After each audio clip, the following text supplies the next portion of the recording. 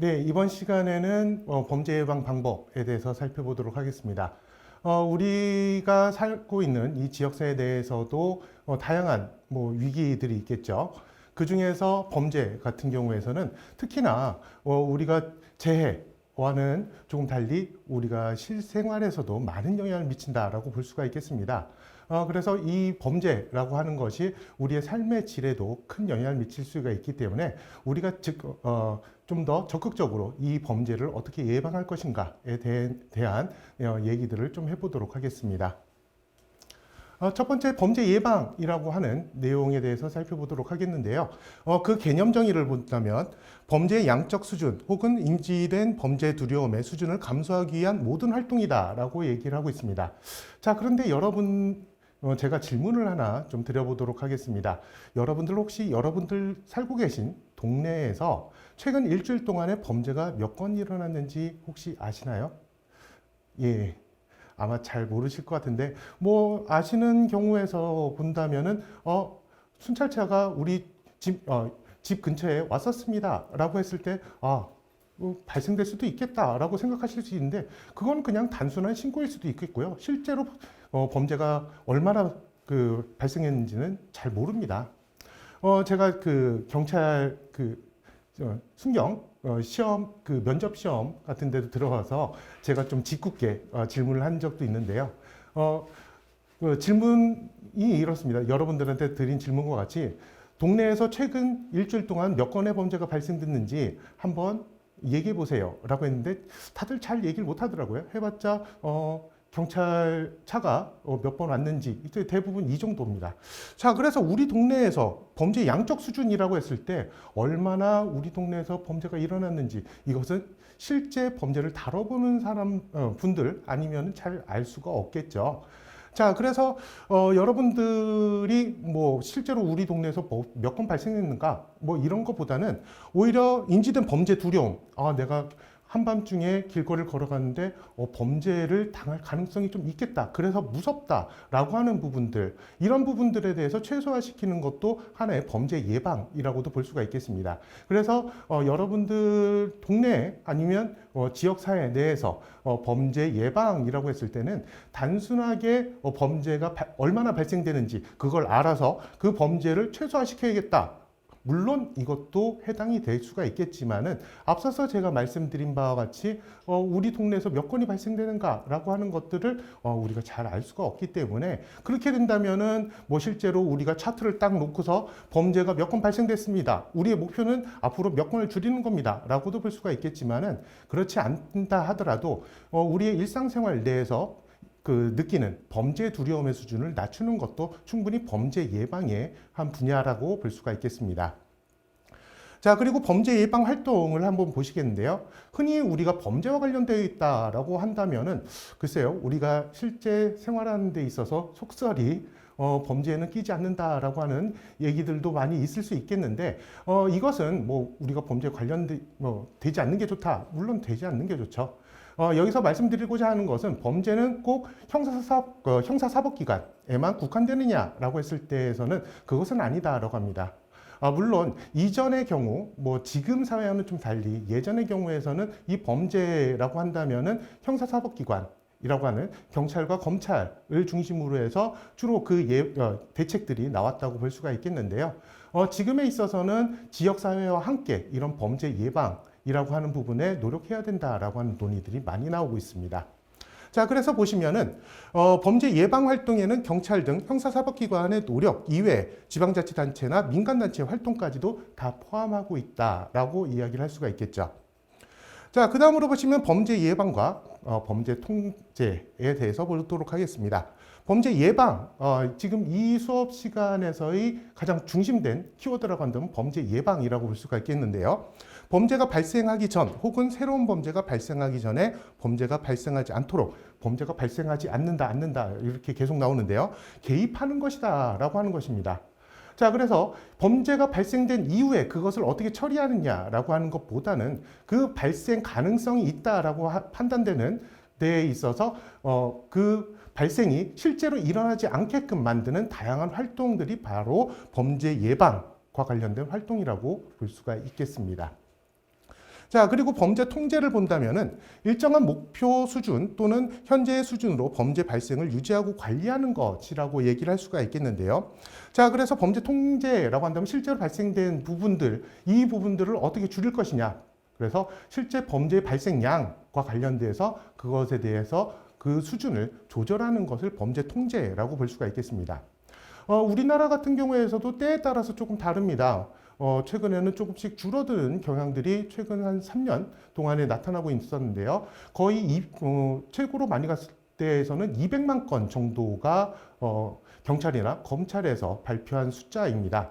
물론 그 200만 건이 다 범죄였느냐라고 한다면은 조금 더 그 통계를 면밀히 살펴봐야 되겠는데요. 실제 발생된 거는 글쎄요. 우리가 흔히 얘기해서 입건수라고 얘기를 하죠. 범죄 사건으로 입건된 수가 200만 건, 뭐 적게는 뭐 150만 건, 그 150만 건에서 200만 건 사이에서 좀 왔다 갔다 하고 있는데요.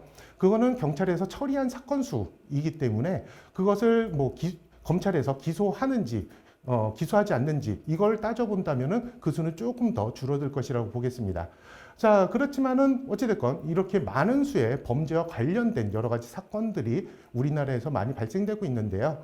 그 사건들, 이 사건들을 최대한 줄이겠다. 아무래도 범죄라고 한다면은 사회에 악영향을 주로 많이 끼칠 수가 있겠죠. 자, 그러다 보니까는 이 숫자들을 최소한 줄여나가는 여러 가지 활동들이라고 볼 수가 있겠습니다. 자, 그래서 범죄 예방이라고 한다면은 실제 발생되지 않은 범죄에 대해서 적극적인 개입을 함으로써 그것이 실제로 범죄로 드러나지 않도록 만드는 것이 범죄 예방이라고 볼 수가 있겠고요. 그리고 범죄 통제라고 한다면은 범죄 일정 수준으로 유지하고자 하는 주로 형사사법기관의 의지라고도 볼 수가 있습니다. 의지나 활동이라고 얘기를 할 수가 있겠습니다. 자, 그 다음으로는 범죄 예방의 필요성에 대해서 말씀드려 보도록 하겠습니다. 범죄 예방의 필요성으로는 첫 번째, 사후 대응적 형사정책에 대한 비판과 반성이라고 볼 수가 있겠습니다. 최근 범죄 현상의 악화와 재범률 증가라고 하는 현상이 나타나고 있는데요. 범죄가 흉포화되었다라고 많이들 얘기를 하시고 있죠. 자, 그래서 주로 그 신체 위해를 가하는 강력범죄 같은 경우가 좀 많이 늘었다고 얘기를 하고 있는데요. 글쎄요, 실제 통계를 본다면은 경찰이나 검찰에서 발표를 하는 통계를 보면은 강도와 같은 강력 사건은 점차 줄어들고 있긴 하지만 물론 이제 폭력 같은 경우에서는 좀 그렇게 많이 줄어들지 않고 큰 변화는 없습니다. 자, 이렇게 수적으로 본다면은 과연 흉포화되었느냐라고 했을 때에서 보게 된다면은 저는 좀 의문시 될 수가 있겠는데요. 여기서 우리가 단순하게 양적인 부분들만 볼 수는 없다라고 보겠습니다. 그래서 실제로는 흉악범죄라고 할 수 있는 강도나 아니면 폭력 범죄들 같은 경우에서는 수적으로 그렇게 많지는 않다라고 하더라도 우리가 질적인 측면에서도 한번 살펴볼 필요가 있습니다. 자, 그래서 그것의 정도라고 하는 부분들이죠. 얼마나 더 흉포한가. 한 건이라고 하더라도 우리가 범죄가 몇 건이다 라고 했을 때 그 범죄가 몇 건 발생됐다. 너무나 많이 발생됐네. 우리나라 사회가 너무 안 좋아. 라고도 볼 수 있겠지만 질적인 측면도 우리가 같이 살펴볼 필요가 있을 것 같습니다. 양적으로는 늘었다라고 하더라도 절도가 한 100건에서 150건 늘었다라고 하는 것과 살인, 강도와 같은 흉악 범죄가 늘었다라고 하는 것은 그 질적으로는 다른 부분이죠. 자, 그래서 우리가 단순하게 범죄라고 하는 것이 숫자적인 부분들만 우리가 살펴볼 것이 아니라 그 질적인 측면들도 한번 보게 된다면은 우리나라 사회에서 아니면 여러분들이 살고 계신 지역 사회에서의 범죄 현상들에 대해서는 조금 더 잘 파악하실 수 있을 것 같습니다. 자, 어찌됐건 그 범죄 현상이 양적으로는 그렇게 증가하지 않았다라고 하더라도 질적인 측면에서도 우리가 좀 감안해 봤을 때 이런 범죄 현상의 악화라고 하는 부분들이 우리 주변에서 발생할 수가 있을 거라고 보겠고요. 그리고 재범률의 증가라고 하는 현상은 예전서부터 계속 나왔던 이야기들입니다. 즉 범죄를 저질렀던 사람들이 또 저지른다라고 하는 것이죠. 보통 교정시설, 흔히 우리가 교도소라고 얘기를 하는 교정시설에서의 목표라고 한 것 중에 하나가 사회 복귀 수감자들의 사회 복귀라고 하는 부분입니다. 그냥 사회 복귀, 사회로 그냥 내보낸다라고 하는 것이 아니라 사회에 적응할 수 있도록 교육을 하고 그 다음에 그 사회에 안착시킬 수 있는 사회 복귀가 또 하나의 목표라고 볼 수가 있겠는데요. 자, 그런데 이것에 따라 본다면 재범률의 증가라고 하는 측면에서 본다면 두 가지 형태가 있을 수 있습니다. 흔히 얘기했었던 수감자들, 흔히 얘기하는 전과자들이라고 했을 때 제대로 그 사회에 적응할 수 있을 만한 교육이 덜 되었다라고 얘기를 할 수도 있겠고요. 또 다른 측면으로 볼 필요가 있습니다. 그 전과자라고 얘기를 하시는 분들에 대해서 사회가 과연 받아들일 준비가 되었느냐라고 하는 부분들도 우리가 생각해 볼 필요가 있다라고 하는 것이죠. 이 부분으로 본다면은 한쪽으로는 그 범죄를 저질렀던 사람의 개인적인 문제, 개인적인 성향의 문제일 수도 있겠고요. 물론 여기서는 교정시설에서의 교육이 과연 효과가 있었느냐라고 하는 부분도 함께 좀 생각해 볼 필요가 있겠고요. 또 한편으로 본다면은 지역사회에서 그 전과자에 대한 편견 없는 시선이 있었느냐, 과연 사회 복귀할 수 있게끔 기회를 주었느냐, 라고 하는 부분들도 우리가 한번 함께 생각해 볼 문제라고 볼 수가 있겠습니다. 자, 따라서 이런 형사정책이라고 하는 부분, 특히 제가 재범률과 관련돼서 말씀드렸던 부분들을 본다면은 단순히 형사사법기관에서 해결할 수 있는 문제는 아니다라고 하는 부분입니다. 즉, 지역사회와 함께 이따가 잠깐 나오겠지만은 지역사회 교정이라고 하는 부분들도 나올 수 있는데요. 지역사회와 함께 범죄를 줄이고자 하는 노력들이 발판이 된다면은 충분히 이렇게 범죄 예방이라고 하는 부분들로 나아갈 수 있겠고요. 이 자세한 얘기는 차후에 또 다시 말씀드리도록 하겠습니다. 자, 그 다음으로는 형사사법기관이라고 한다면 주로 범죄자의 검거, 처벌, 처우에 의한 범죄의 감소를 주로 다루는데요. 이것만 가지고는 범죄를 예방하거나 범죄를 통제하기는 상당히 어렵다라고 하는 논의입니다. 자, 그렇기 때문에 여기서는 이렇게 어려운 부분에 대해서 시간, 노력, 경비 등이 더 많이 들기 때문에 이런 부분에 대해서 비판과 반성이 불러일으켜졌다라고 볼 수가 있겠습니다. 자, 그래서 범죄자의 검거, 처벌, 처우, 검거라고 한다면 경찰과 검찰, 그리고 처벌이라고 한다면 법원, 그리고 처우라고 했을 때는 교정기관이라고 하는 각각의 기관들이 이와 같이 범죄 현상들에 대해서 대응을 하고 있는데요. 자, 지금에서 이 많은 범죄들이 일어난다. 그만큼 많은 시간을 들여서 검거를 해야 되고요. 또 요즘에 많이 나오는 범죄 현상 중에 또 하나가 있죠. 지능 범죄 같은 경우 더 많은 시간을 들여서 더 교묘해지는 범죄 수법에 대해서 또 그에 발맞춰서 검거를 하기 위한 여러 가지 방법들이 또 투여가 되고요. 그에 따른 시간과 비용이 들어간다라고 볼 수가 있겠습니다. 자, 그래서 이렇게 이미 벌어진 범죄에 대해서 그것을 뒤쫓고자 검거를 하고자 처벌을 하고자 하는 어찌 보면은 이미 벌어진 사건들에 대해서 이렇게 많은 시간과 비용이 들어갔을 때 과연 이것이 효과적이냐라고 하는 부분에 대해서 또한 비판과 반성이 있었다라고 볼 수가 있겠습니다. 자, 이것과 관련해서 사회 경제적 비용을 본다면은 단순하게 내가 절도를 당했다라고 한다면은 절도 5,000원 당했습니다라고 한다면은 5,000원 범죄에 의한 비용은 5,000원 그걸로 끝날까요? 그렇지는 않습니다. 자, 보시면은 피해자의 경제적 손상, 이거는 직접적인 피해이기 때문에 당연히 들어가야 되는 것이고요. 그리고 가해자에 대한 처벌로 인한 비용들, 형사사법기관에서 그 사건을 처리하기 위해서 다양한 비용들, 시간과 그 경제적인 부분에서의 비용들도 들어갈 수 있겠죠.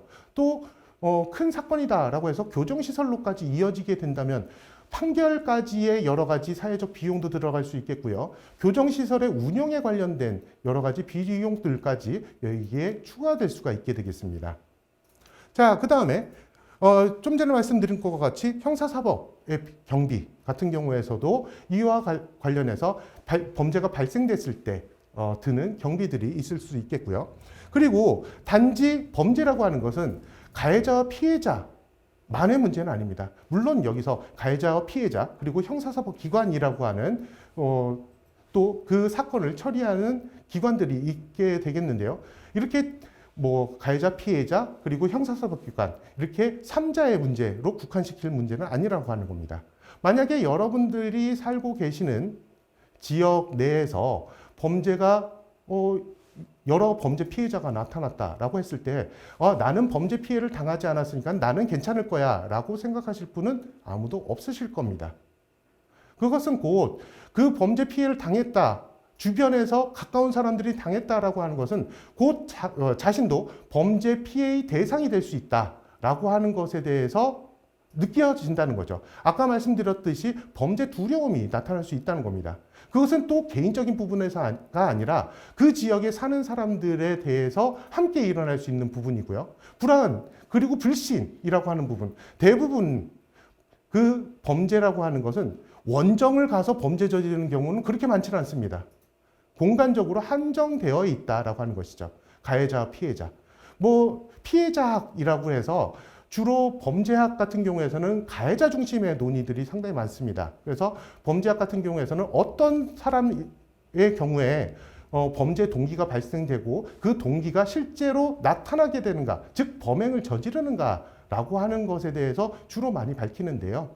이제 그것만 가지고는 한계가 있다. 가해자만을 중심으로 해서 범죄 현상을 설명하기에는 한계가 있다라고 해서 또 피해자의 관점도 있습니다. 물론 초기 피해자학 같은 경우에 있어서는 피해자의 유책의 정도가 어느 정도냐, 피해자도 책임이 있다라는 부분에서 좀 집중돼서 갔는데요.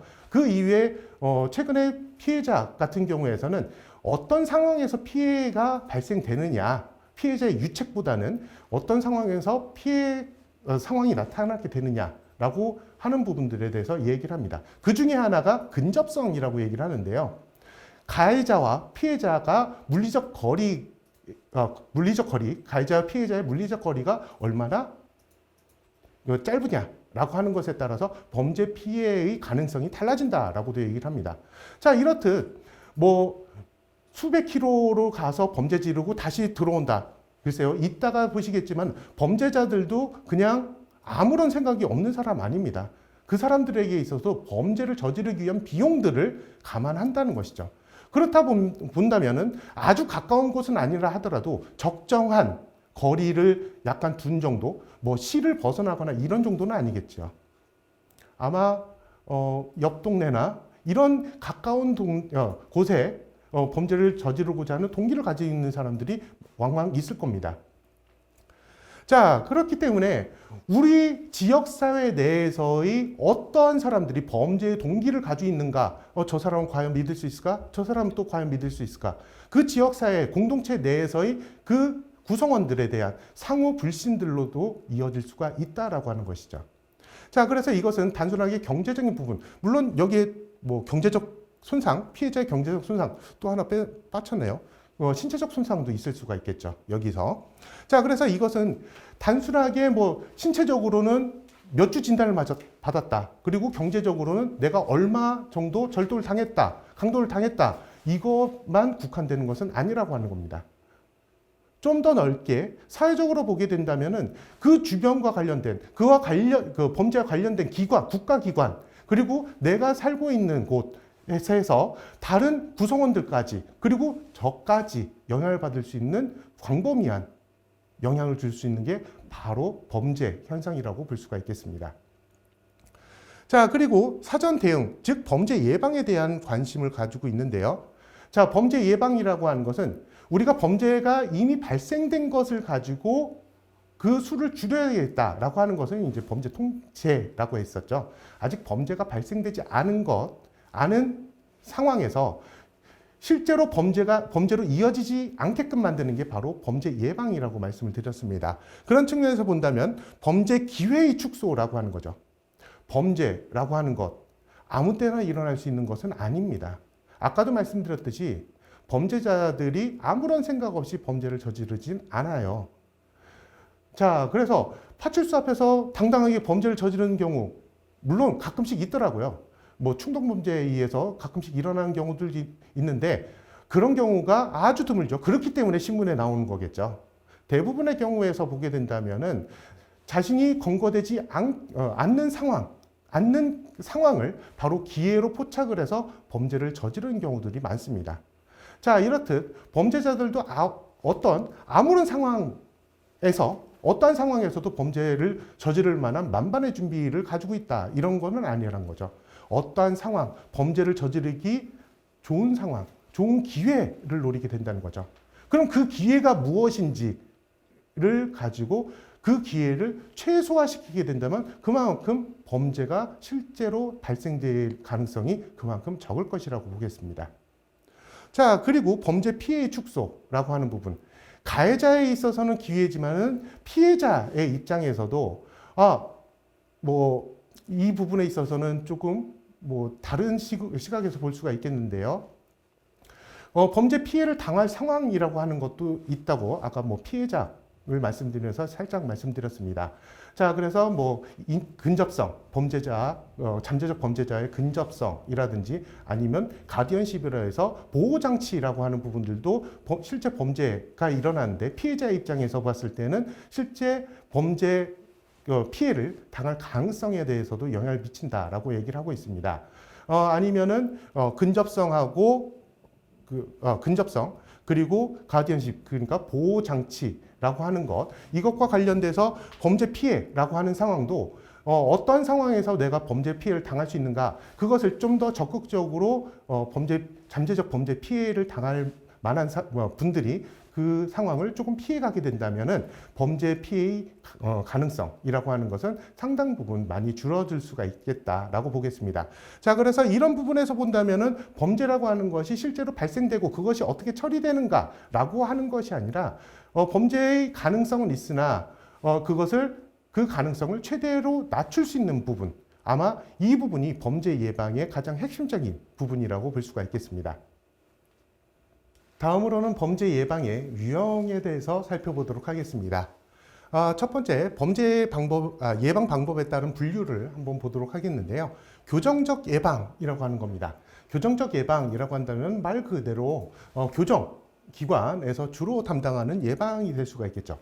교정기관, 여러분들 한번 갔다 오신 적은 없으시죠? 저는 좀 많이 갔다 왔습니다만, 전국에 있는 교도소를 이제 연구하려고 좀 돌아다녔었습니다. 예. 그래서 근데 이런 말씀을 드리는 거는 아무나 못 가는 것이고 그리고 안 갔다 오는 게 좋겠죠. 예. 여기서 같은 경우에는 교정교화에 의한 예방이라고 하는 겁니다. 그래서 특별 예방이라고도 얘기를 하는데요. 즉, 이 교정시설 같은 경우에서는 가장 먼저 떠오르시는 여러분들께서 떠오르시는 그 모습이라고 한다면 수감자, 즉 범죄를 저지른 사람들이 주로 수감되어 있다라고 하는 부분입니다. 즉 그 대상으로 본다면 교정적 예방의 대상이라고 한다면은 아무래도 이미 범죄를 저지른 사람이 되겠죠. 자, 그래서 이 교정적 예방 같은 경우는 교정교화라고 하는 어찌 보면 교육적인 측면에 따라서 사회 복귀할 수 있도록 하는 것입니다. 그래서 원활하게 사회 복귀가 된다, 적응이 잘 된다라고 한다면 또다시 범죄를 저지르지 않게끔 만드는 예방의 방법이라고 볼 수가 있겠죠.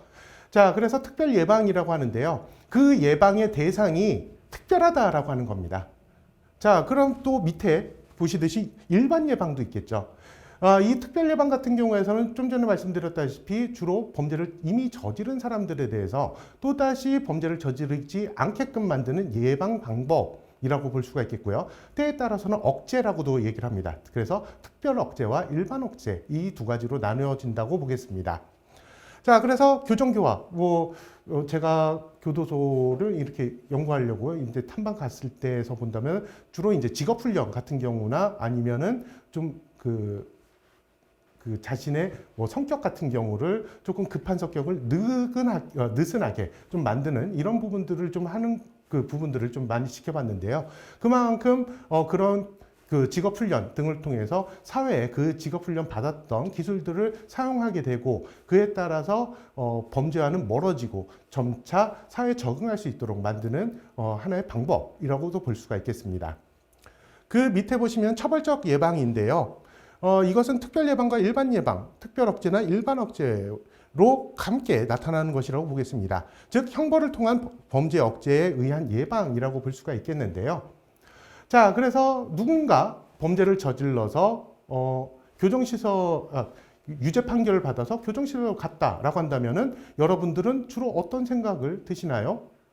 쌤통이다. 뭐 이럴 수도 있겠지만은, 나는 저러면 안 되겠구나. 라고 하는 생각을 들으실 수 있겠죠.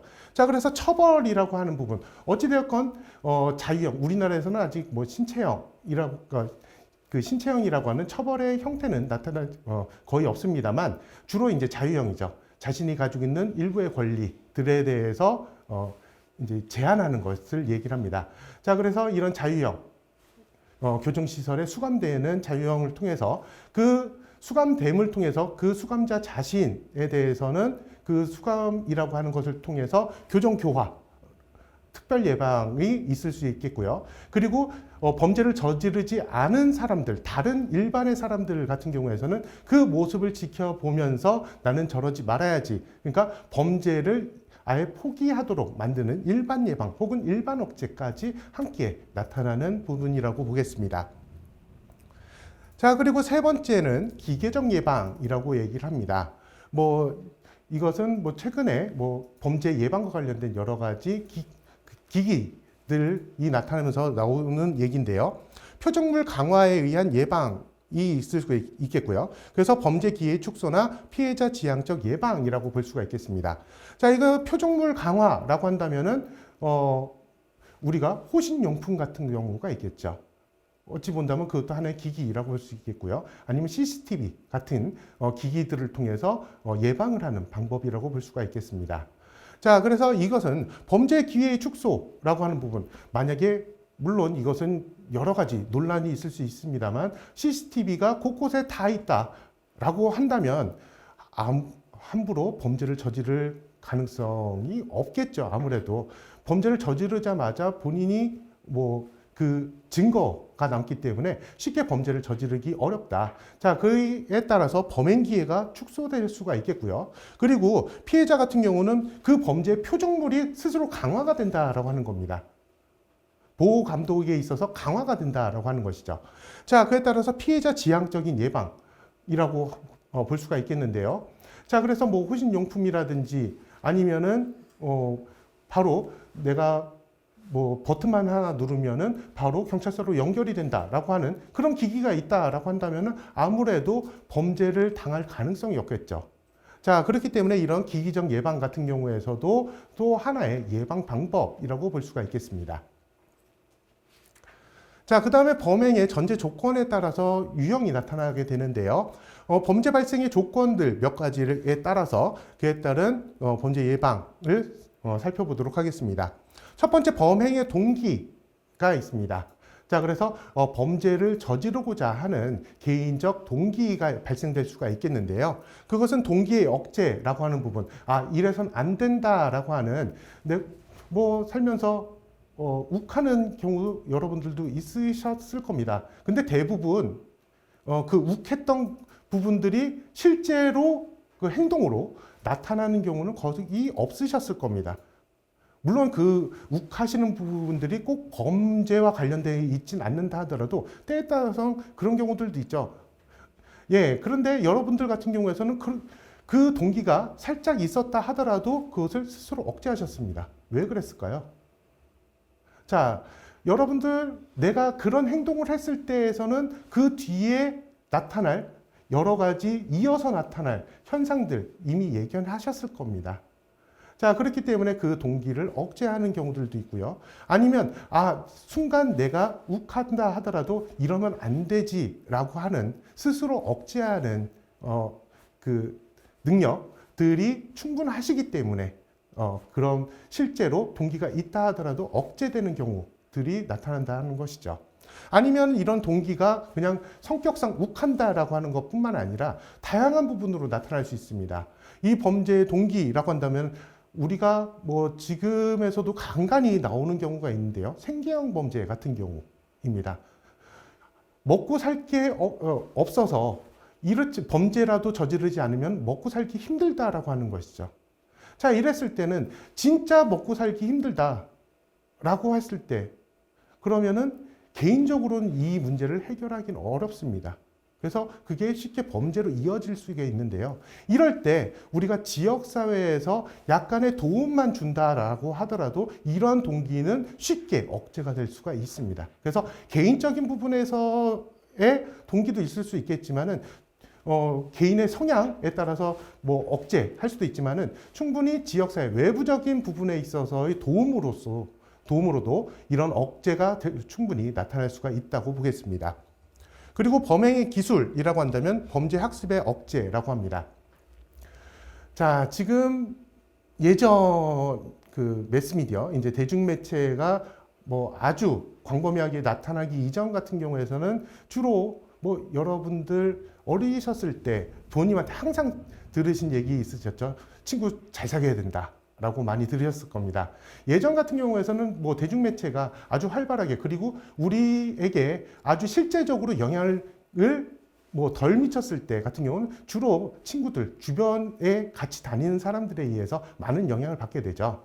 그러다 보니 뭐 나쁜 짓도 저렇게 하면 되는구나 라고 하면서 보면서 배우는 경우들도 있는데요. 지금 상황 같은 경우에서는 광범위하게 대중매체들도 저런 경우들도 나타나는구나 라고 하는 것들을 통해서 뭐 친밀감 있는 타인들과의 상호작용을 통해서 뭐 학습되는 것 이외에서도 이런 매체를 통해서도 이런 범행의 기술들이 많이 전수가 될 수가 있겠는데요. 이런 범죄 학습이라고 하는 부분들을 또한 억제할 필요도 있겠다. 그래서 친밀한 사람들이 어떤 사람인지, 그래서 그 부분에 대해서도 부모님 같은 경우에서는 뭐 어떤 친구를 만났는지에 대해서도 조금 살펴보실 필요가 있겠고요.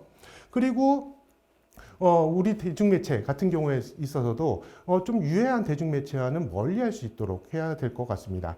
실제로 이런 범죄 학습 같은 경우를 보게 된다면은 또 다른 어떤 사람들과 어울리는가라고 하는 것이 상당히 중요한 부분이라고 생각이 돼요. 여러분들 지금 이 수업을 수강하신 분들 대부분 성인이시라고 생각이 되실 텐데 그 음주 조금 하시죠? 뭐 안 드시는 분들도 많으실 텐데 한 번 정도는 입에 대보셨을 겁니다. 근데 처음에 입에 대셨을 때는 어떠셨을까요? 대부분 쓰죠. 이런 걸 왜 먹나? 제 후배 중에서도 뭐 그 술을 전혀 안 마시는 친구가 있는데 뭐 그 친구 같은 경우에서도 이 쓴 걸 왜 마셔요? 막 이러면서 그렇습니다. 생각해보면 저도 그래요. 처음 마셨을 때 너무 달달한데요? 이런 술을 마시지 않았습니다. 쓰디 쓴 술을 마셨는데 왜 그럼에도 불구하고 계속 마셨을까라고 하는 걸 보면은 같이 어울려 다니는 거죠. 처음서부터 술을 혼자 마시면서 이 술 맛은 이거야 라고 하면서 마신 사람은 없습니다. 대부분의 경우 친구들과 어울리면서 자연스럽게 이런 느낌이구나 라고 하는 거를 학습하게 되고, 또 이걸 마시기 위해서는 그런 친구들과 같이 어울릴 수밖에 없다는 것이죠. 자, 그래서 이런 범죄 학습이라고 하는 부분들에 대해서도 또한 억제될 필요가 있다라고 보겠고요. 그리고 범행의 기회라고 하는 부분, 당연히 범죄가 저지를 수 있을 만한 상황을 차단을 해야 된다라고 하는 것이죠.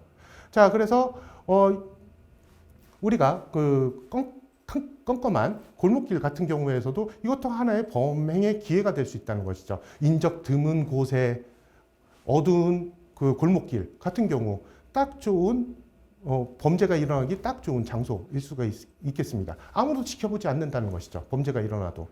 그리고 범죄자 같은 경우에는 자신의 신분을, 그러니까 얼굴을 잘 노출시키지 않아야 되고요. 거기다가 적절한 대상이라고 했을 때 뭐 돈이 좀 있어 보이는 사람이 지나간다라고 한다면 거기서는 범죄가 일어날 가능성이 매우 높겠죠. 자, 이런 부분들을 환경적인 부분에서의 변화를 통해서 충분히 이런 기회들을 축소시킬 수 있다라고 하는 것입니다. 자, 그래서 가로등의 밝기를 좀 더 높인다라고 하든지, 아니면은 주변의 담장을 좀 낮춤으로써 그 지역 주민들이 서로가 감시할 수 있게끔 만드는 환경적인 개선을 한다든지, 아니면 기계적인 부분들을 통해서, 즉 CCTV를 단다든지, 이런 부분을 통해서 충분히 이런 범행 기회를 축소시킬 수 있는 그 부분이라고 볼 수가 있겠습니다. 자, 다음으로는 일탈에 대한 사회적 제재로부터의 자유라고 하는 것인데요. 이것은 사회적 유대의 강화를 통해서 또한 범죄 발생의 조건을 낮추고 그에 따라서 범죄 예방으로 이어질 수 있다라고 하는 것입니다. 자, 때에 따라서는 일탈이라고 하는 것이 허용되는 경우들이 있는 문화들이 있겠죠. 자, 그래서 이것은 사회적인 통제나 유대가 느슨해졌을 때 이런 일탈들에 대한 욕구들이 많이 일어난다라고 얘기를 하고 있습니다. 자, 그래서 우리가 사회적 통제가 느슨해졌다라고 한다면 어찌 본다면 뭐 범죄학 이론에서도 누구나 다 범죄에 대한 동기들은 가지고 있다. 범죄를 저지를 동기들을 가지고 있다. 다만 그것이 통제가 되기 때문에 그 어떤 그 동기들이 수면 밖으로 드러나지 않는다라고 얘기를 합니다. 어찌 보면 범죄자들이나 우리나 뭐 이렇게까지 뭐 얘기하는 거는 좀 실례일 수도 있겠지만은 사람들은 대부분 그런 욕구들이 있다라고 하는 것이죠. 그렇지만은 이것이 사회 통제가 적절히 이루어졌을 때에서는 그런 욕구들이 수면 밖으로 드러나지 않고 그에 따라서 범죄로 이어지는 경우가 낮다라고 하는 것입니다. 자, 그렇기 때문에 사회적 유대나 아니면 사회 통제라고 하는 부분의 강화를 통해서 이것은 지켜야 되고요. 이것은 하셔도 되고 이것은 하시지 말아야 됩니다. 라고 하는 그 선이라고 하는 부분, 적절한 그 기준들, 그리고 주변 사람들과의 유대라고 하는 부분들에 있어서도 상당히 강화할 필요가 있고 그 강화를 통해서 우리는 범죄를 예방할 수 있다라고 하는 겁니다. 제가 갑자기 이제 사회적 유대라고 하는 부분들이 왜 범죄 예방과 관련되는가라고 하는 부분들에 대해서 잠깐 설명을 드렸었는데요. 아무래도 이것은 뭐 제가 학창 시절 때 뭐 그냥 가벼운 예를 들이면은 학창 시절 때 같이 놀던 친구가 있어요. 그런데 갑자기 그 친구가 도서관에 간다고 합니다. 왜일까 생각했더니 좋아하는 사람이 생겨서 그 좋아하는 사람이 하라는 대로 하는 거더라고요. 그랬더니 좀 배신감을 느끼긴 했는데, 즉 이것은 무엇일까라고 한다면은 뭐 노는 게 뭐 나쁜 건 아니지만은 그 좋아하는 사람이 도서관을 가서 같이 공부했으면 좋겠다라고 했을 때 그렇게 따라간다라고 하는 것이죠. 그만큼 유의미한 타자와 관계가 밀접하게 된다면은 그 사람에 대해서 실망시키지 않기 위해서 나름대로 그 행동들을 한다는 것이죠. 자녀분들이 있으신 경우에서는 자녀분들 같은 경우에서 봤을 때 부모와의 애착이라고 하는 사회적 유대라고 하는 부분들이 매우 끈끈하게 친밀하게 된다라고 한다면은 그 자녀분들 같은 경우에서는 내가 이런 행동을 하게 된다는 것을 아신다면, 부모님이 아신다면은 너무 실망하실 것 같아서 부모님과 나와의 관계가 끊어질 것 같다라고 생각할 경우들도 있다는 것입니다. 그렇기 때문에 그 행동을 할까요? 못 한다는 겁니다. 그런데 부모님과의 관계가 그냥 뭐 자녀가 무엇을 하든지 전혀 관심이 없고 그냥 부모님의 역할에 최소한만 한다라고 한다면 내가 무슨 행동을 하든지 간에 부모님은 별로 관심 안 가실 거야 라고 하게 되면 어떻게 될까요? 쉽게 나쁜 행동들을 할 수가 있다는 것이죠. 그만큼 사회적 유대, 이것을 좀 더 넓혀가면 어떨까요? 지역사회로까지 연결시키게 된다면 지역사회 내에서의 유대라고 하는 부분, 서로 간에 잘 알고 있다라고 한다면은 쉽게 범죄를 저지르기 힘들다라고 하는 것이죠. 요즘 대부분의 공동주택 같은 경우는 그런 경우 많습니다. 저도 공동주택이 많이 살아봤는데요. 옆집에 들어가는 사람이 살러 들어가는 사람인지 훔치러 들어가는 사람인지 혹시 아십니까? 대부분 모르실 거예요. 그 사람이 집에 문을 열고 들어가는데 왜 들어가는지 아시는 경우 별로 많지 않습니다. 만약 아신다면은 내가 모르는 사람이 들어갔다라고 했을 때 적어도 의심을 해볼 수는 있겠죠. 나뿐만 아니라 우리 동네가 그렇다면은 이곳에서 쉽게 범죄가 일어날 수는 없습니다. 이것도 어찌 보면 주민들 간의 상호 감시가 일어나기 때문에 이것이 범죄가 발생될 수 있는 기회, 그 기회를 축소시킬 수 있는 또 하나의 방안이라고도 볼 수가 있겠습니다. 그래서 우리 가족들 뿐만 아니라 우리 지역사회까지 이런 사회적 유대라고 하는 것은 범죄의 기회나 아니면 그 범죄가 발생될 수 있는 조건들에 대해서 상당 부분 축소시키는 또 하나의 요인이라고 볼 수가 있겠습니다. 자, 그 다음으로는 범죄 예방 대책에 대해서 살펴보도록 하겠습니다. 자, 이 범죄 예방 대책으로 본다면은 이론적 근거로는 합리적 선택 이론인데요. 뭐 말은 합리적 선택 이론 뭐 있을 것 같은데 아주 쉽습니다. 범죄자들도 뭐 나름대로 합리적인 사고에 의해서 범죄를 저지른다. 여기서 합리적 사고는 뭐냐? 이익과 비용의 계산이라고 하는 부분을 얘기를 합니다. 자, 한번 보시면은 범죄 예방은 범죄 행위에 대한 비용, 그리고 범죄 행위로부터의 이익, 범죄를 유발하는 유인, 범행의 기회를 조정 중지하는 것이어야 한다라고 하는 것이죠. 자, 범죄를 저지른다라고 했을 때 아무렇게 어떤 때, 어떤 시간 상관없이 아무 때나 아무 시간에 아무 때 그리고 어떤 장소에서도 범죄를 저지른다라고 하는 것은 아니라고 하는 것이죠. 자, 범죄자들도 나름대로 생각을 한다라고 하는 것입니다. 내가 어떨 때, 어떤 장소에서, 어떤 사람에 대한 범죄를 저질렀을 때 내가 검거되지 않고 내가 소기에 원하는 목적을 달성할 수 있는지 그것을 나름대로 생각한다는 것이죠. 자, 그럼 우리가 범죄 예방을 할 수 있는 것은 그 범죄자가 얻을 수 있는 이익을 최소화시키고 범죄자의 입장에서 최소화시키려고 하는 손실을 극대화시키게 된다면 범죄자들도 합리적인 사고를 하기 때문에 범죄를 쉽게 저지르지 못한다라고 하는 이야기입니다. 자, 그래서 범행의 비용은 극대화하되 반대로 범행의 유인, 기회, 그리고 이익은 최소화함으로써 범죄 예방이 가능하도록 만든다.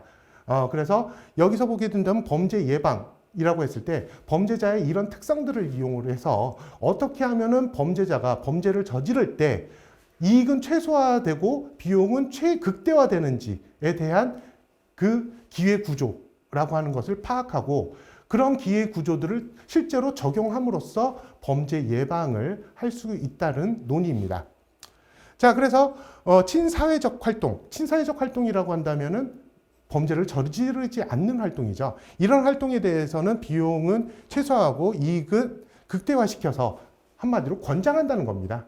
이렇게 범죄가 아닌 그리고 일상적인 활동이라고 한다면 그것을 권장하는 거죠. 비용은 최소화시키고 이익은 그로부터 얻을 수 있는 이익은 극대화시킴으로써 범죄자들도 범죄가 아니라 그냥 친사회적 활동을 했을 때 나한테 얻을 수 이득이 더 많네? 라고 한다면 굳이 범죄라고 하는 위험을 감수하면서까지 그런 행동을 하지 않는다라고 하는 것이죠. 청소년들 같은 경우에서도 그렇습니다. 저는 요즘 청소년들 같은 경우, 요즘 입시 같은 경우에서도 입시 제도가 너무 다양해서 좀 뭐가 뭔지 전 모르겠더라고요. 자, 청소년들 같은 경우에서도 청소년들에 대해서 친사회적인 청소년 활동들을 우리가 보장을 해주게 된다면 어떡할까요? 골목길에 숨어서 담배 피우고 또 다리 밑에서 술을 마시고 이런 활동들보다 오히려 그런 활동들이 자신들에게 더 이득이다라고 인지하게 된다면 아마 우리가 가끔씩 보는 골목길에서 반딧불은 아닌데 빨간불이 왔다 갔다 하는 그런 현상들은 점차 없어질 수가 있겠죠. 예, 그래서 친사회적 활동을 할 수 있도록 비용은 낮추고 이득은 더 많이 전달될 수 있도록 하게 된다면 여기서도 범죄자가 굳이 범죄를 저지르지 않는다라고 하는 부분을 얘기를 하고 있고요. 그리고 비범죄에 대한 기회, 이익, 유인은 또 극대화시킨다. 좀 전에 말씀드렸던 친사회적인 활동, 즉 비범죄 활동이라고 하는 거죠. 이것에 대한 이득을 점차 늘리게 된다면 굳이 범죄를 저지르지 않을 수 있다라고 하는 얘기입니다. 자, 그러면 이런 범죄 유발 요인의 개선에 대해서 살펴보도록 하겠습니다. 자, 다음으로는 범죄 유발 요인의 개선 부분들을 보도록 하겠습니다. 첫 번째로는 가정인데요. 아무래도 이 가정에서 조기 사회화 과정들에 지대한 영향을 미칠 수 있기 때문이라고 가정을 든 것은 그런 요인이라고 보겠습니다. 자, 가정, 즉 가정과 부모 요인이 장래 범죄 행위와 관련되었다라고 볼 수가 있겠는데요. 아이들이 그냥 부모와의 관계가 소원하고 방치되었다라고 한다면은 이랬을 때 조기 사회화 기간, 즉 사회화 과정들을 제대로 지나오기 어렵다라고 하는 것입니다. 즉, 이 사회화 기간을 통해서 사회에 적응할 수 있는 사회의 여러 가지 가치나 문화들을 이제 답습해야 되는데 그 과정들이 부실하게 될 수 있다는 것이죠. 자, 그래서 무엇을 해도 되고 무엇을 하지 말아야 되는가라고 하는 법의 부분이 아니라 우리 문화에서 얘기할 수 있는 어떤 사회 규범이라고 하는 부분들이 처음 가정에서부터 일부분 가정으로부터 답습하게 되는데 그것을 제대로 답습하지 못하게 된다라고 한다면 어떻게 될까요? 무엇을 해도 되고 무엇을 하지 말아야 되는지 이것에 대한 기준들이 없다라고 하는 겁니다. 그러다 보면은 나쁜 행동으로 이어질 수 있겠고요. 그 나쁜 행동들이 어려서부터가 나타나게 된다면 이후에 성인이 된 이후에서도 그 영향들이 지속적으로 나타날 가능성이 높다라고 볼 수가 있겠습니다. 자, 그렇기 때문에 부모 역할이나 양육 방법, 이 문제가 있다면은 부모 역할이나 양육 방법 등이 개선될 필요가 있을 수 있겠고요. 그리고 가족 간의 상호작용이 개선됨으로써 아까도 유대라고 하는 부분들에 대해서 말씀드렸는데요. 만약 가족 간의 상호 유대가 아주 돈독하다라고 했을 때 내가 잘못된다면은 다른 가족들이 매우 슬퍼할 것이다 라고 생각한다면 쉽게 나쁜 행동들을 할 수가 없다라고 하는 것이죠. 근데 우리 가족들은 내가 뭘 하든지 전혀 상관이 없어요 라고 한다면은 그냥 생각나는 대로 행동할 수가 있겠죠. 자, 그렇기 때문에 이런 가정에서부터 우리가 범죄 예방을 하기 위한 부분에 있어서 조금 우리가 관심을 가져야 될 부분이라고 보겠습니다. 그리고 학교 같은 경우에서는 교육기관의 증대, 즉 교육기간의 증대로 인해서 가정보다 학교나 교육 관련 기관에서 보내는 시간이 많아지게 됐다라고 보겠습니다. 대부분 집에 있는 시간보다 만약 여러분들 자녀분들이 있으시다면 자녀분들 봤을 때 집에 있는 시간보다 집 밖에서 즉 교육과 관련된 학교나 학원 같은 데서 지내는 시간들이 더 많죠. 자, 그런데 기간이 증대됨으로써 점차 가정의 기능들이 좀 축소가 되고요. 그리고 학교나 교육기관의 교육 관련 기관의 부담이 된다는 겁니다. 그러니까 예전에는 가정에서 담당했었던 역할들이 있었다는 것이죠. 아까도 말씀드렸듯이 사회 규범, 문화 이런 부분들에 대해서 답습할 수 있도록 조기 사회화 기관으로서의 가정의 역할들이 있었는데 이 부분들이 점차 학교나 교육 관련 기관 즉 학원 이런 데로 점차 이전이 되는데 과연 그 학교나 교육 관련 기관이 그 가정의 역할들의 일부를 받아 안았느냐라고 한다면 제대로 받지 못했죠. 자, 그러므로 인해서 나타나는 또 문제들이 이런 부분이라고 볼 수가 있겠습니다. 자, 그래서 사회에서 어떤 부분까지 해도 되는지 하지 말아야 되는 부분은 어떤 부분인지 이런 부분에 대해서 전혀 그 기준에 대해서 답습을 하지 못하게 된다라고 한다면 과연 우리는 청소년들만 가지고 잘못됐다라고 얘기를 할 수 있을까요? 그렇진 않죠. 그리고 사회에서 흔히 얘기하는 성적만 좋으면 무슨 행동을 해도 좋다. 이런 가치들이 팽배해져 있다라고 한다면 우리가 또한 청소년들에게 잘못했다. 너희들의 잘못이야. 라고 전가할 수 있느냐. 라고 하는 문제들도 우리가 한번 또 생각해 볼 만한 문제라고 볼 수가 있겠습니다. 자, 그렇기 때문에 이런 학교를 대표로 하는 이렇게 교육 관련 기관들에 대해서 대안적 교육이 또한 필요로 하다라고 하는 부분. 즉, 지식의 전달뿐만이 아니라 사회의 한 구성원으로서의 역할을 할 수 있도록 하는 이런 교육들도 또한 필요하다라고 보겠습니다. 자, 좀 더 넓게 본다면 지역사회가 또한 들어갈 수가 있겠는데요. 지역사회에서는 사회 환경 개선과 해체된 사회의 재조직화라고 하는 부분입니다. 자, 지역 환경 개선이라고 하는 부분, 아까도 말씀드렸듯이 범죄가 일어날 수 있는 환경에서 벗어나는 환경적 부분에서의 개선 부분이 될 수가 있겠고요. 그리고 해체된 사회의 재조직화라고 하는 부분입니다. 지역사회의 한 구성원으로서 라고 하는 부분이죠. 지금 아까도 잠깐 말씀드렸습니다만 옆집에 들어가는 사람이 살러 들어가는 사람인지 훔치러 들어가는 사람인지 모르는 상황이다 라고 했을 때에서는 이때에서는 해체된 사회라고 볼 수 있죠. 지역사회가 해체된 부분이다. 그냥 서로 모래알같이 흩어질 수 있는 부분들밖에 없다라고 하는 것이죠. 자, 이렇게 됐을 때에서 범죄는 아주 개인화될 수가 있다라고 보겠습니다. 그 사람에게만 적용되는 범죄의 피해가 되는 것이죠.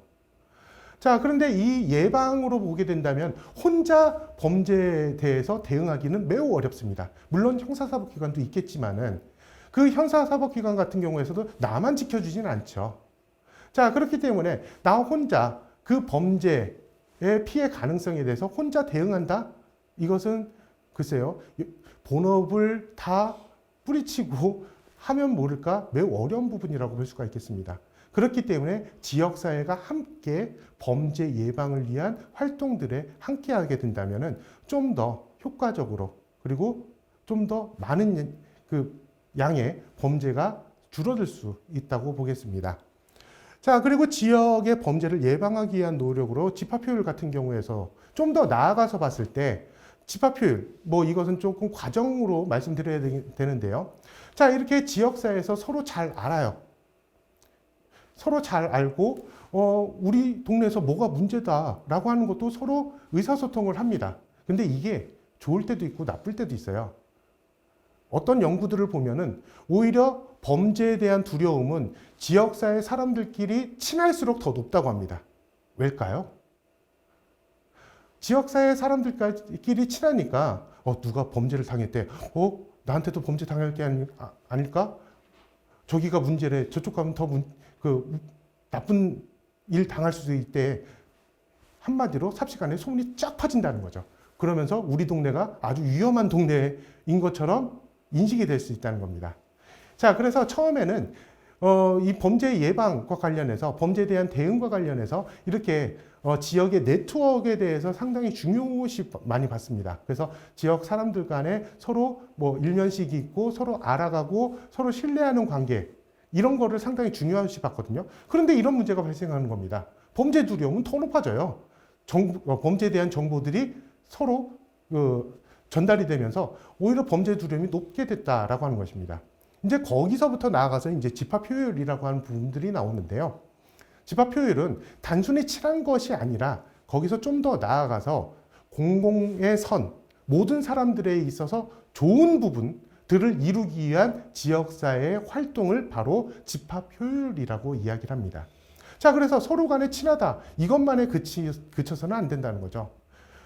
더 나아가서 우리 지역사회 주민들이 함께 좋은 공공의 선입니다. 공공의 선. 커먼 굿이라고 하는 공공의 선을 위해서 함께 노력하려고 하는 의지가 있게 된다면 우리 동네에 뭐가 문제래. 그냥 소문으로 파다하고 그걸로 인해서 범죄 두려움이 높아지는 것뿐만 아니라 거기로 끝나는 게 아니라 문제면 우리가 공공의 선을 위해서 그것을 개선해야지까지 나가는 겁니다. 그러면은 오히려 범죄의 두려움이 줄어들게 되는 거죠.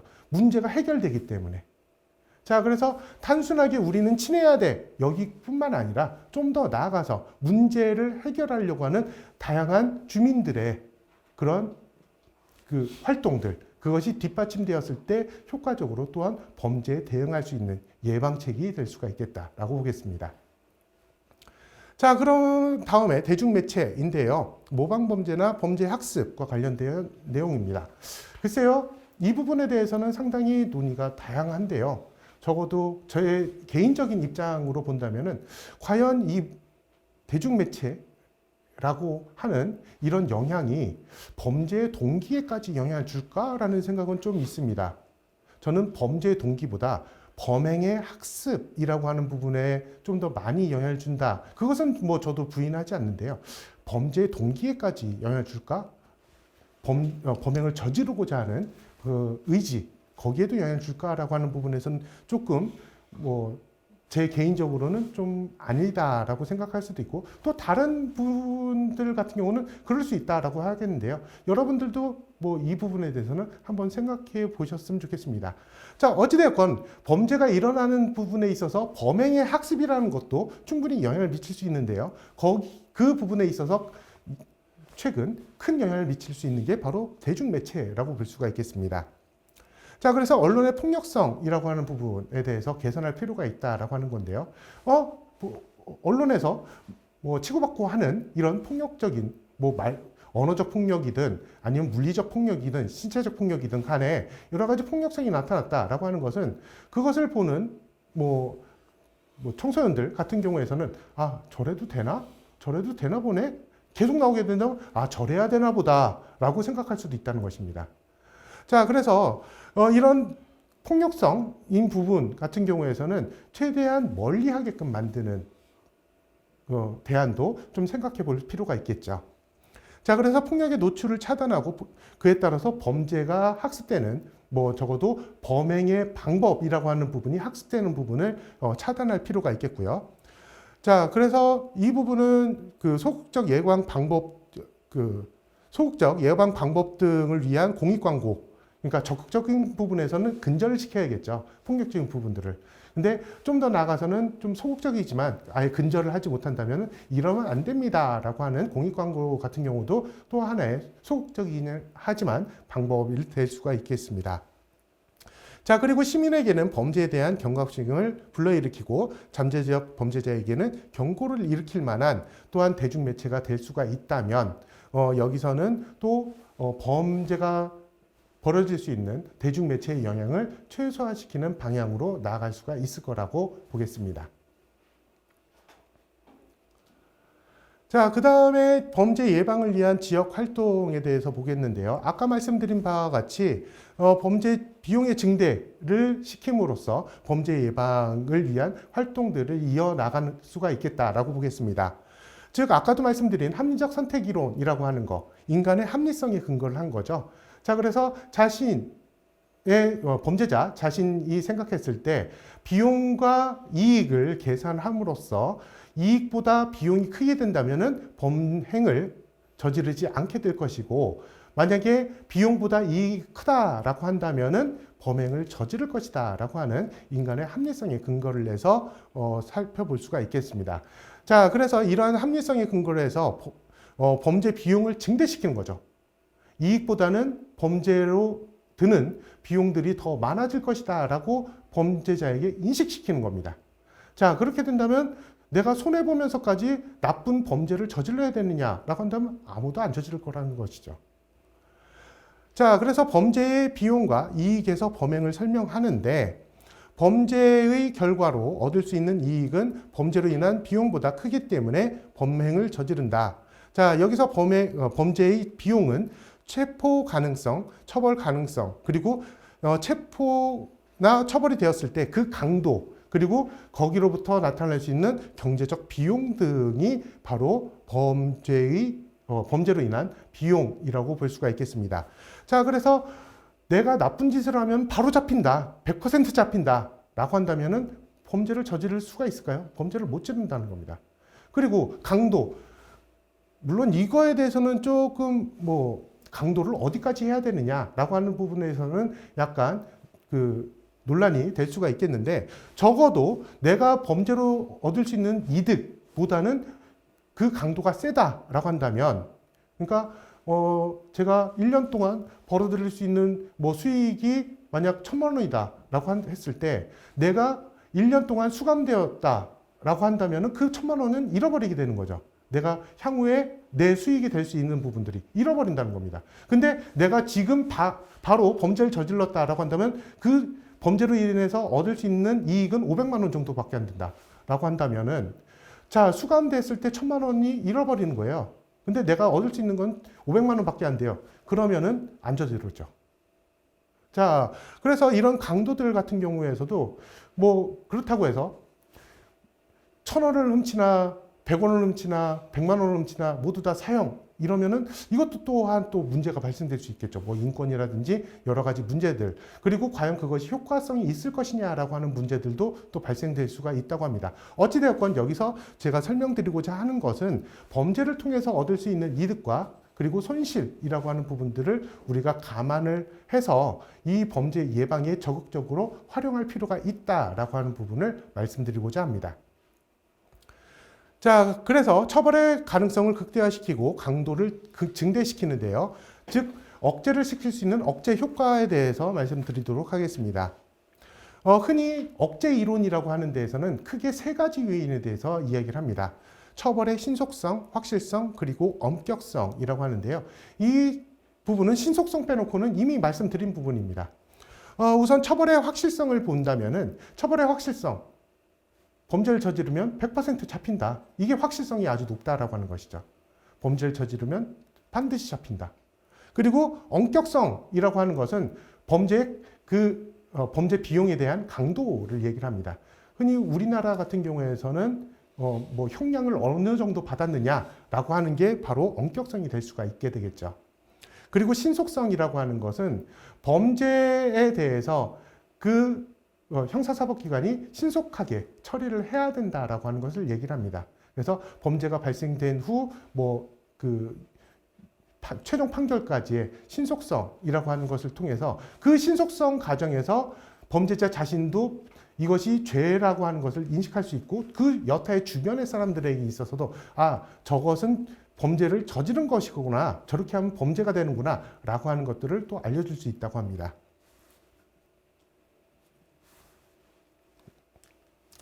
자, 그 다음으로는 범죄 예방을 위한 지역사회 참여라고 하는 부분에 대해서 살펴보도록 하겠습니다. 자, 우선 범죄 문제에 대한 지역사회 책임인데요. 아까도 말씀드렸다시피 범죄라고 하는 것은 범죄가 발생된 현장이라고 하는 것을 보면 가해자와 피해자, 이 양자의 문제만으로 국한시키기는 어렵다라고 볼 수가 있겠습니다. 어찌 보면 한 지역사회 내 공간에서 발생한 사회적 현상이라고 보는 것이 좀 더 타당할 것 같은데요. 즉 범죄 문제의 원인으로서의 사회 환경이라고 하는 겁니다. 자, 그래서 가해자와 피해자 이 양자 간의 문제뿐만 아니라 그를 둘러싼 사회적 환경까지도 이 범죄가 발생하는 데 있어서는 영향을 미친 요인이라고 볼 수가 있겠습니다. 자, 그래서 문제 발생의 장이 지역사회인 동시에 해결이 될 수 있는 공간이 되어야 된다. 자, 그래서 이것은 단순히 가해자와 피해자의 문제니까는 니들이 알아서 해라 라고 하는 부분이 아니라 지역사회도 이런 문제를 해결할 수 있는 노력들을 비춰야 된다라고 하는 의미로 받아들일 수가 있게 되겠습니다. 자, 거기에다가 왜 지역사회가 나서서 이런 범죄라고 하는 문제에 대해서 적극적으로 개입을 해야 되느냐라고 하는 것을 보면 공공형사정책의 한계와 독점적 지위의 상실이라고 하는 문제라고 볼 수가 있겠습니다. 그러니까 경찰과 검찰, 법원, 그리고 교정시설과 같은 그 형사사법기관 같은 경우에서는 자원의 한계 부분이죠. 범죄가 더 많이 발생한다라고 해서 사회적인 여러 가지 예산들이 더 투입돼야 되느냐? 범죄가 발생되는 대로 계속 투입하게 된다면은 어떻게 될까요? 다른 부분에서의 예산들은 부족하게 된다는 겁니다. 그래서 무조건 투입할 수 있는 부분에 있어서도 한계가 있다. 즉 자원의 한계라고 하는 부분입니다. 그리고 그에 따라서 재정, 전문성의 한계까지 이어질 수가 있다는 것이죠. 그래서 이런 그 형사사법기관의 이 범죄의 문제들을 전체 100% 전담할 수 있도록 하는 것은 이것은 효율성에 있어서도 상당히 문제고 그리고 그 여러 가지 부분에 있어서 한계점들을 보일 수밖에 없다라고 하는 부분이 있고요.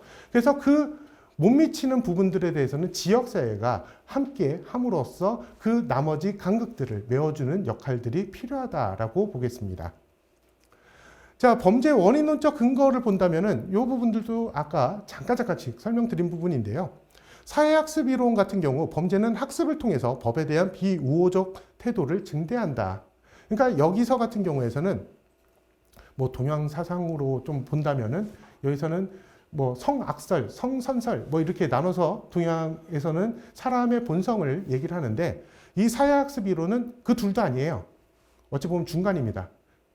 저는 개인적으로 백지설이라고 얘기를 하는데요.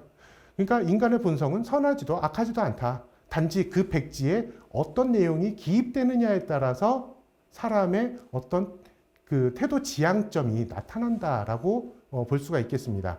즉 인간은 선하지도 악하지도 않는데 왜 선한 행동을 하느냐라고 한다면은 그 사람은 선한 다른 사람들과의 상호작용을 통해서 법에 대한 우호적 태도를 가졌다는 거죠. 법에 대한 우호적 태도. 법에 대한 우호적 태도라고 하는 것은 법에 내가 우호적인 태도를 가졌다는 겁니다. 법은 지켜야지 당연히 라고 하는 태도를 갖게 되고요. 그게 하나의 지향점으로서 계속 그런 행동들을 하게 된다는 겁니다. 반대로 인간의 본성의 백지장 위에 나쁜 사람들과 어울리면서 서로 상호작용을 하고 의사소통 속에서 나쁜 태도와 행위 그리고 법 위반에 대한 우호적 태도, 법을 위반하는데 우호적인 태도를 가졌다는 거죠. 법이라는 거 왜 지켜? 저런 거 별로 필요 없는데 난 다르게 행동할 거야 라는 식으로 행동한다는 것이죠. 자, 그래서 이런 주변 사람들과의 상호작용을 통해서 범죄에 대한 동기, 범행의 학습, 그리고 태도, 이런 것들을 직접 학습을 하고 궁극적으로는 법에 대한 비우호적 태도를 갖게 된다라고 하는 것을 얘기를 합니다. 그래서 주변 다른 사람들과의 상호작용, 의사소통을 통해서 여러 가지 그 범행이라든지 여러 동기 이런 것들도 학습되고 태도들도 학습된다라고 하는 얘기고요. 자, 그래서 우리가 범죄 예방의 측면에서 보게 된다면 어떻게 될까요? 그 사람들과는 서로 조금 거리를 둔 채 좋은 사람들과 서로 상호작용을 할 수 있도록 만드는 것이 이 사회학습 이론에서 얘기하는 바라고 볼 수가 있겠습니다. 그리고 사회통제 이론 같은 경우에서는 좀 전에 제가 동양의 인간의 본성에 대한 얘기 두 가지 했죠. 사회학습 이론은 성선설도 아니고 성악설도 아니다라고 제 용어로 본다면 백지설이라고 얘기를 말씀드렸는데, 사회통제 이론은 성악설에 비슷합니다. 인간은 가만히 두면은 누구나 다 범죄를 저지를 존재다라고 얘기를 한 거죠. 그렇기 때문에 통제가 필요하다. 이 통제가 없다면 누구나 다 범죄를 저지를 사람이다. 저지를 존재다라고 가정을 하는 것이죠. 자, 그래서 이 사회통제라고 하는 것은 그냥 법을 통해서 그냥 유죄, 무죄 이렇게 따지는 것이 아니라 사회통제입니다. 사회통제.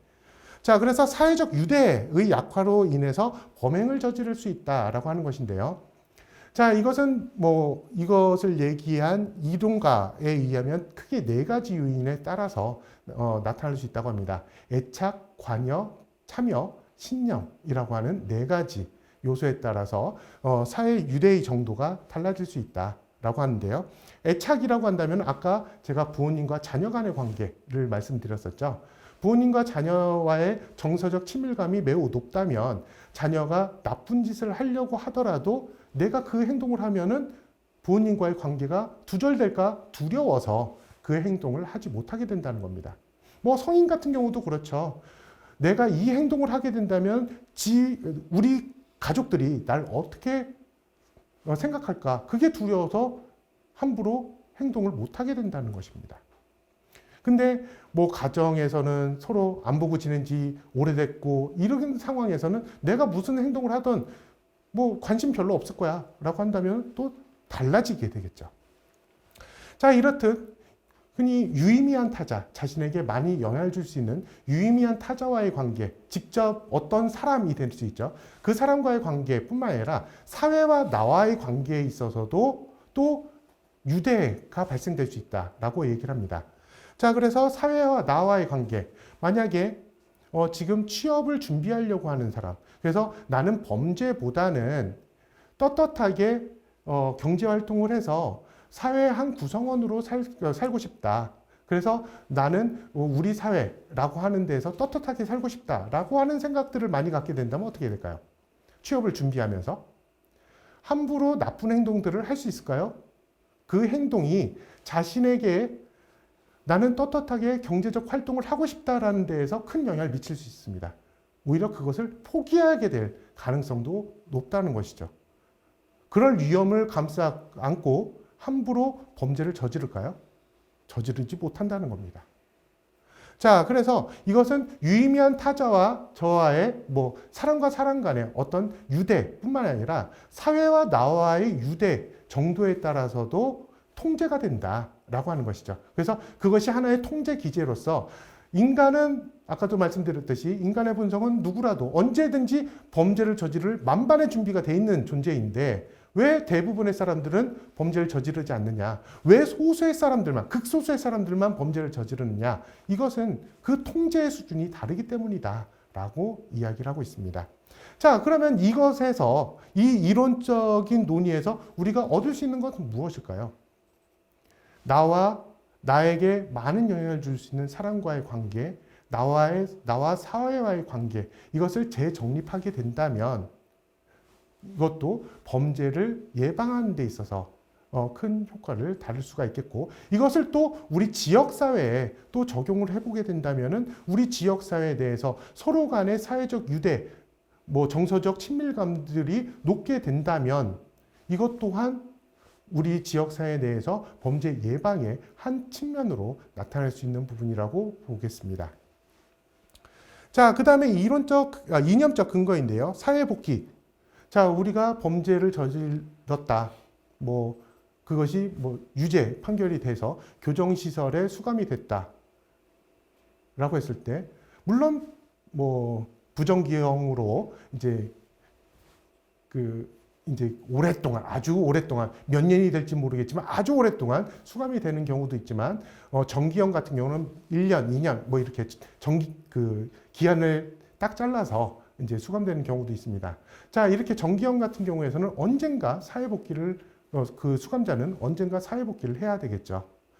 자, 그래서 이 사회복귀라고 하는 부분들이 원활하게 그 지역사회에 대해서 뿌리 잡고 범죄를 다시 저지르지 않게끔 만들려면은 여기서는 개인적인 그 수감됐다가 나오는 사람의 개인적인 부분만 가지고 원활하게 사회복귀되기는 매우 어렵습니다.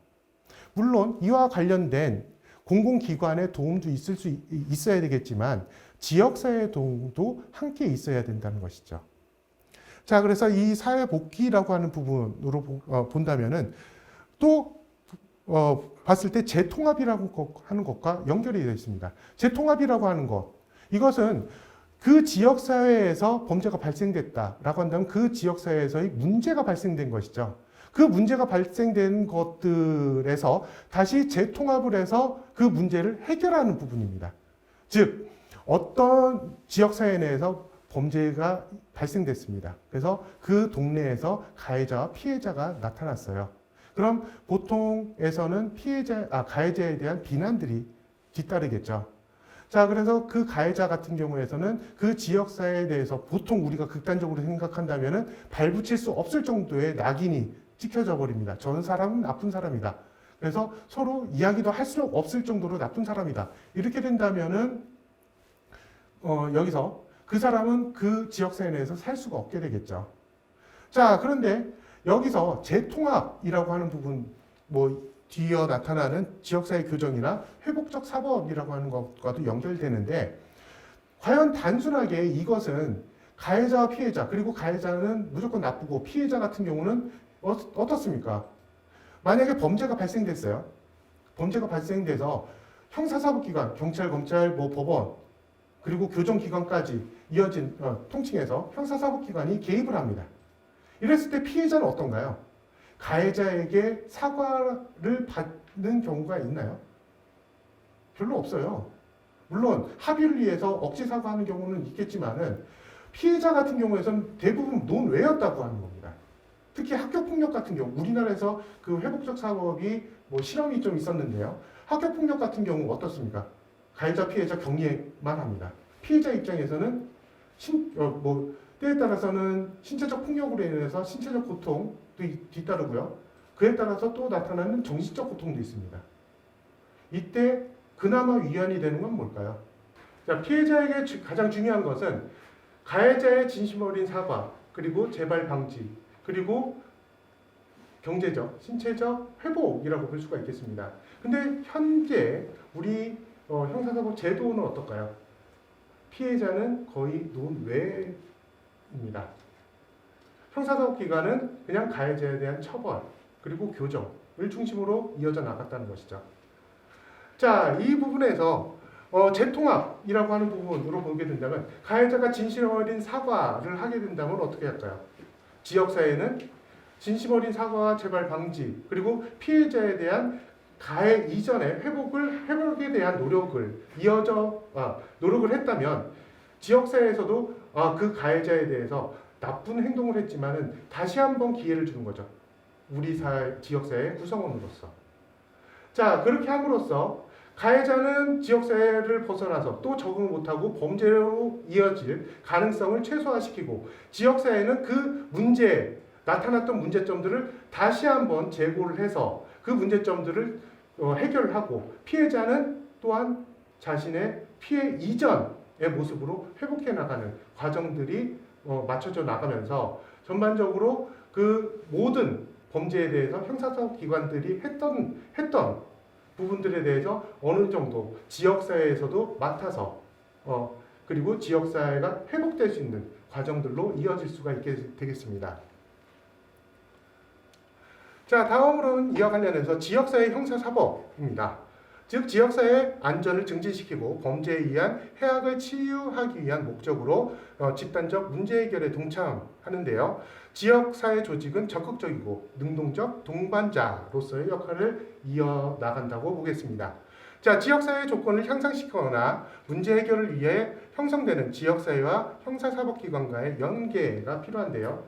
이것은 앞서서 설명드렸듯이 범죄와 관련돼서는 형사사법기관이 100% 다 맡아서 한다라고 할 때에서는 여러 가지 한계와 문제점들이 있었죠. 여러 가지 자원들이 충분한가라고 하는 부분에서의 문제점도 있었고요. 그리고 형사사법기관만이 범죄를 다루게 되었을 때 그 이외에 지역사회의 여러 가지 문제점들에 대해서는 관여하기가 어렵다라고 하는 것이죠. 이참에 아예 지역사회도 형사사법기관과 함께 이 범죄에 대한 문제들을 같이 해결해 나가게 된다면 아까 말씀드렸던 형사사법기관에서의 역할에서의 이 간극들을 어느 정도 해결할 수 있게 됨으로써 지역에서의 나타나지 않아도 될 범죄에 대해서 충분하게 예방할 수 있다고 보겠습니다. 자, 그리고 공공의 안전에 관한 상호 이익을 추구하기 위해서 자원을 투자하는 기관과 사회단체 그리고 조직의 연계도 또한 이루어질 수가 있겠는데요. 우리가 어떤 활동을 할 때에 있어서는 다양한 자원들이 필요로 합니다. 자, 그래서 그 다양한 자원들로부터 우리가 효과적으로 그리고 충분히 범죄 예방을 위한 활동을 할 수 있게끔 서로 간의 연계가 또한 필요하다라고 하는 이 얘기를 하고 있고요. 그리고 가해자 중심의 형사사법에서 지역사회의 삶의 질을 향상시키기 위한 형사사법, 즉 아까 말씀드린 회복적 사법을 얘기를 하는데요. 글쎄요, 논의들은 한참 되고 있습니다만 이것이 지역사회와 함께 형사사법기관과 함께 우리 지역사회의 문제점 그리고 그 문제점을 해결해 나가고자 하는 다양한 노력들과 함께 충분히 우리 지역사회 내에서의 범죄 예방으로까지 이어질 수가 있게 되겠습니다. 자, 그래서 가해자 중심, 어떻게 하면 검거할까? 어떻게 하면 처벌을 할까? 그 처벌을 함으로써 교정교화로 인해서 사회 복귀를 어떻게 시킬 것인가? 이것뿐만 아니라 피해자에게 있어서 어떻게 하면은 피해자가 피해 이전의 상황으로 가급적 잘 회복될 수 있는가라고 하는 부분에서의 관점의 전환이 또한 있어야 되고요. 이 가운데 또한 지역사회의 역할도 매우 중요하게 나타납니다. 보통 회복적 사법이라고 한다면 가해자와 피해자만 만나는 것이 아니라 좀 넓게는 가해자와 피해자의 가족들 그리고 더 넓게는 지역사회도 함께 참여하는 컨퍼런스를 열게 됩니다. 그래서 가해자는 무엇을 잘못했는지 그리고 피해자에 대해서는 어떻게 조금 보듬어 줄지 이것들을 지역사회가 함께 논의를 한다는 것이죠. 그래서 지역사회 같은 경우에서도 우리의 문제점은 이거였기 때문에 이 가해자에게도 영향을 미칠 수 있었구나 라고 하는 것까지 함께 논의가 이루어집니다. 그럼으로써 그 지역사회 문제점이 또 무엇이었는지 서로 알게 되고 그것을 해결해 나가는 과정들이 또 뒤이어 나갈 수가 있게 되겠습니다. 자, 오늘 범죄 예방에 대해서 지금 설명을 드렸는데요. 범죄 예방, 우리가 흔히 CCTV 아니면 순찰 이런 것들만 가지고 범죄 예방이 될 것이다 라고 하는 부분, 이 생각은 많이 내려놓으셨죠. 자, 이 부분뿐만 아니라 우리가 직접 할 수 있고 우리가 함께 할 수 있는 일들도 상당히 많습니다. 자, 그래서 이 부분들, 이 수업을 통해서 우리 지역에서는 내가 어떤 행동들을 할 수 있을까? 어떻게 하면은 우리가 두려워하는 범죄에 대해서 좀 예방을 할 수 있을까? 라고 하는 생각하는 시간이 되셨으면 좋겠습니다. 자, 그럼 이번 범죄 예방 방법에 대해서 수업은 여기까지 하도록 하겠습니다. 경청해 주셔서 감사합니다.